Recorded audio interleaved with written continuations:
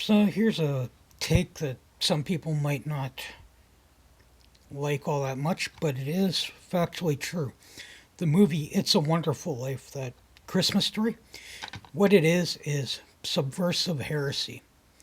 So, what if questions, as depicted in films like It's a Wonderful Life, are charming storytelling devices, but are utterly hollow when applied to theology. They offer speculative imaginings of alternate realities that, while intriguing to the imagination, have no basis in the real world of actions, consequences, or the sovereign decrees of God.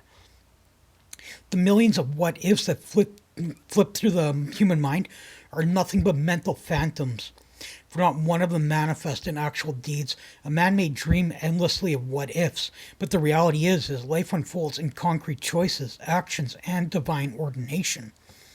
Man, being created in the image of God, reflects this reality.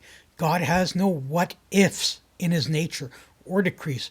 He is not subject to contingency or alternate possibilities. His actions are perfect, eternal, and unchanging. To ascribe to him a kind of celestial daydreaming where he ponders what could have been is to project finite human frailty onto the infinite creator. Such a notion undermines his omniscience, sovereignty, and immutability.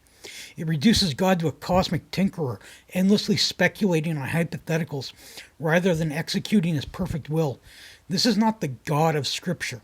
Molinism, with its fixation on middle knowledge, tries to make these speculative what ifs a central aspect of divine omniscience.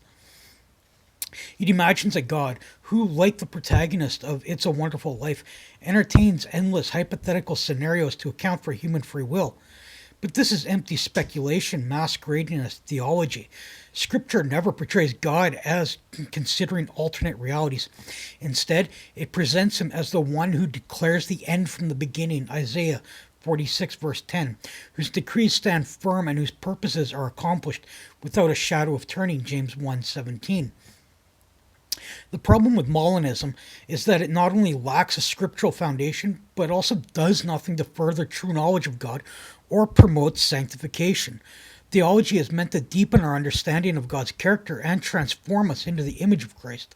Molinism fails on both counts. It distracts from the glory of God's sovereignty by introducing speculative concepts that are foreign to the Bible. It offers no comfort to the believer, for a God who merely reacts to what ifs is not the God who works all things together for the good of those who love him. Romans 8:28. Molinism is theological noise, an empty exercise of what could have been, rather than a joyful submission to what is, the sovereign will of God. Just as It's a Wonderful Life offers a whimsical but ultimately fictional story, so Molinism offers a whimsical but ultimately fictional portrayal of God. Both are entertaining in their way, but neither have any place in the serious work of theology or the pursuit of holiness.